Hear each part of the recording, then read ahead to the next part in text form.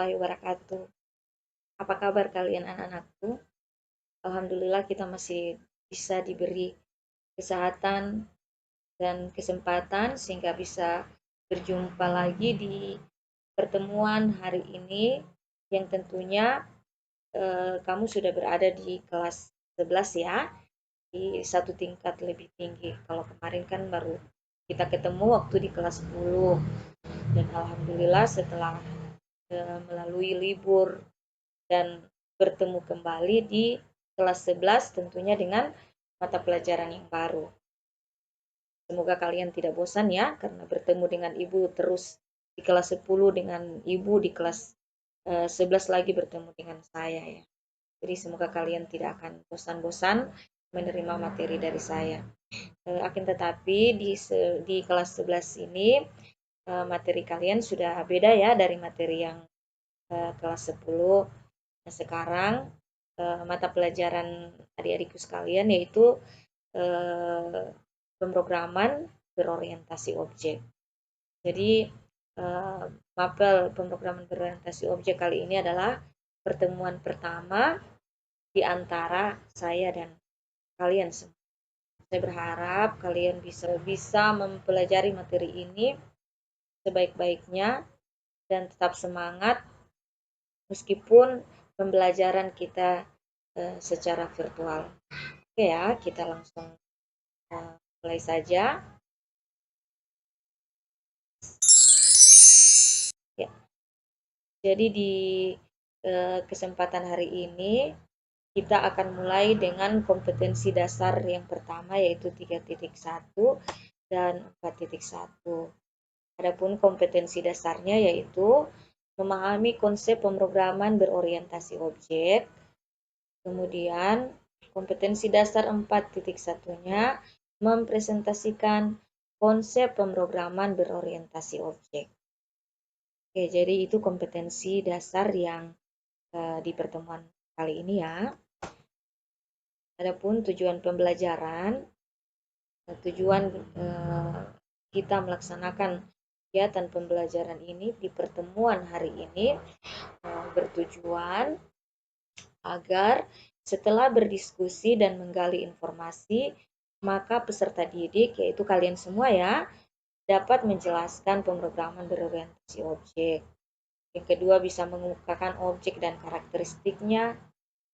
Ketiga, membedakan pemrograman berorientasi objek dengan pemrograman terstruktur, mengidentifikasi konsep PBO yang akan dipresentasikan, dan membuat konsep PBO dalam bentuk slide.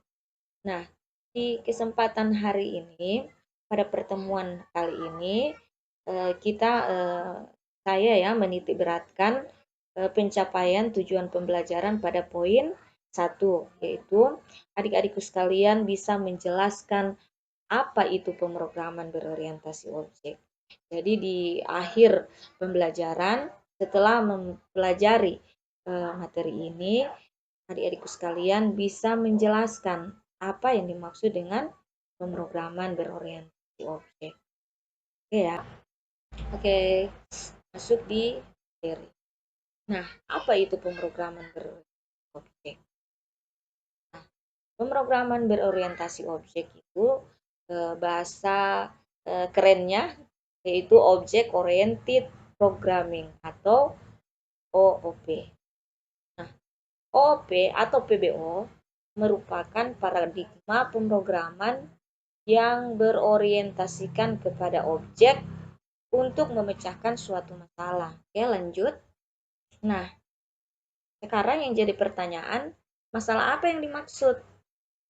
Apakah masalah pacar atau masalah percintaan dan sebagainya? Oke, kita simak. Oke, sekarang saya tampilkan sebuah ilustrasi. Silakan kamu baca, tapi karena ini dalam bentuk video, saya bacakan buat kamu ya. Oke, ada ilustrasi seperti ini. Seorang manajer penjualan di kantor pusat ingin mengetahui data personalia salesman di suatu kantor cabang. Apa yang Anda lakukan? si manajer yang ada di kantor pusat ingin mengetahui data personalia yang ada di kantor cabang. Nah, apa yang akan kita lakukan? Nah, langkah yang Anda tempuh pasti tidak datang secara langsung ke ruang personalia dan mencari data yang Anda butuhkan pada tumpukan berkas-berkas di ruang personalia. Masuk akal ya, tidak mungkin yang ada di kantor pusat, misal kantor pusatnya di Jakarta, mau datang ke kantor cabang yang ada di Gorontalo hanya untuk mengambil data personalia. Nah, masalah bagaimana dan siapa yang mencarikan laporan yang diperlukan bukanlah menjadi urusan Anda. Analogi dengan hal ini, kalau seseorang bermaksud menggunakan objek, ia cukup mengirim suatu pesan ke objek, dan objek itu sendiri yang akan menanganinya. Bisa dibayangkan betapa repotnya Anda kalau Anda sebagai manajer penjualan harus mencari sendiri berkas-berkas yang ada pada departemen personalia. Barangkali Anda malah bakal mengobrak-abrik berkas-berkas yang sudah tersusun rapi. Kejadian semacam inilah yang dihindari pada konsep pemrograman berorientasi objek. Nah, jadi itu ilustrasinya ya. Si manajer penjualan yang di kantor pusat menginginkan data personalia yang ada di kantor cabang. Jadi si manajer tersebut tidak harus langsung datang ke kantor cabang. Cukup dengan mengirim suatu pesan ke objek dan objek itu sendiri yang akan. Oke ya, jadi seperti itu. Di sini apa sudah paham anak-anakku? Oke, jadi ilustrasi ini bisa kamu baca berulang-ulang, kamu pahami. Saya berharap kamu bisa memaknai. Oke, kita next ya. Oke, sekarang apa itu objek? Objek sebenarnya mencerminkan pola kerja manusia dalam kehidupan kerja sehari. Objek dapat diibaratkan sebagai departemen di dalam sebuah perusahaan bisnis, contohnya departemen penjualan, akuntansi, dan pemasaran. Itu kalau misalkan di perusahaan. Oke, jadi sekarang kita tiba di kesimpulan ya. Nah, jadi kesimpulan dari materi yang sangat singkat ini yaitu PBO atau OP menyelesaikan persoalan pemrograman dengan membagi persoalan ke dalam unit-unit kecil. Jadi ketika kita ada masalah, ada persoalan atau masalah yang akan kita selesaikan, kita akan membaginya ke dalam unit-unit terkecil. Nah, unit terkecil ini yang selanjutnya disebut dengan objek. Nah, persoalan yang diselesaikan dengan merancang interaksi antar objek pada sistem. Jadi persoalannya itu diselesaikan dengan interaksi antara objek dan objek yang sudah kita bagi-bagi tadi. Nah, kumpulan objek yang saling berinteraksi ini membentuk suatu struktur yang disebut dengan kelas. Nah, untuk kelas itu akan kita pelajari di pertemuan berikut ya. Jadi untuk hari ini pertemuan kita, pembahasan kita hanya sampai pada apa itu PBO atau OOP. Oke ya, kita lanjut dengan tugas. Temukan satu permasalahan di sekitarmu yang dapat diselesaikan dengan PBO. Jadi kamu menemukan satu masalah yang kira-kira masalah itu bisa diselesaikan dengan cara PBO, ya. Maksudnya tadi di satu masalah dipilah-pilah atau dibagi-bagi menjadi unit terkecil yang kemudian unit tersebut disebut objek. Katakan sebagai objek. Nah, untuk menyelesaikan masalah itu terjadi interaksi antara objek yang satu dengan objek lain. Jadi temukan satu masalah tersebut yang ada di sekitar kamu di rumah atau di mana saja yang bisa kamu temukan permasalahan yang bisa dibahas dengan bisa diselesaikan dengan PBO. Oke, sekarang